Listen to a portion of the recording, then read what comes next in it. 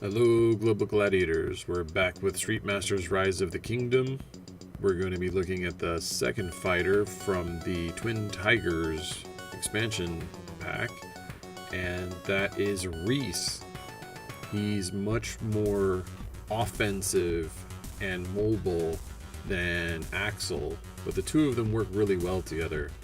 Most of his actions are going to have to do with the knives that you see on his card, and you can imagine where he keeps so many knives. He seems to have an unlimited supply.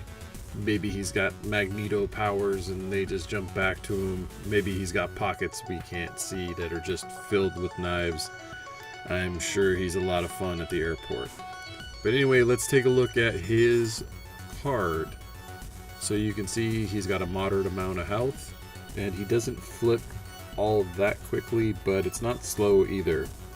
One thing to note about the health is you got to monitor it very carefully. He has no ability to heal. He's all offense. And you can tell from his basic attack that almost every time he does some kind of damage, he can also move. And he can also bring back into place this gear card called Reese's Piece. This is basically his knives, and it's unique to the characters that we've looked at so far in that it counts as a gear card. There are a lot of enemies that can use gear cards, but not that many fighters. So one thing to note is being able to move almost double every turn. He's going to be able to pick up a lot of loot. That's what you should be using him for, especially since turkey dinners are the only way he's going to be able to heal himself. Now taking a look at his charge side, he gets an attack of 3, and if the minion has 5 or less health remaining, it just dies. So that's fairly powerful and adds a lot more loot to him. He can deal direct damage with the gear card, but really your best move is going to be to peel off whatever tokens you need to get the minion down to 5 health. There are a lot of minions out there that start below 5 health also, so minion management is his specialty. Next we'll look at his signature card. Note it says gear and not tactic. Is Reese's Piece. So it says here you may only ever control 2 copies of Reese's Piece. That means you can only control up to 2 copies. This grants extra punch damage. You can trade out your action and instead deal general damage if you're just trying to eliminate the defense tokens and not kill that particular minion. If you have him partnered with someone that can attach to minion cards like Ah Long, then you might not want to kill off a minion. You might just want to do some damage or exhaust it. This is the card that will help you control that aspect of his charged attack. I would recommend, though, not taking a hand that has Reese's Piece in it and instead getting other cards, because your normal attack will just let you fish one out anyway. There is a better card called the Flanking Step, and we'll take a look at that now. This is the card that you want to put into play as soon as possible, and you can stack them up to all 3 cards. What this allows you to do is, if you had all 3 cards in place, get a free move action of 3 spaces before you start anything else. Since a lot of his cards have to deal with whether or not he starts his turn engaged or not engaged, being able to move around at will is very helpful. Then, if someone is engaged, you can have them draw 3 cards or do 3 general damage if you have all 3 of them out. That's for free. It's just an exhaust. If they're drawing cards, like a character such as Brandon, who powers up based on the cards in his hand, by the 5th turn he'll have his entire deck in their hand.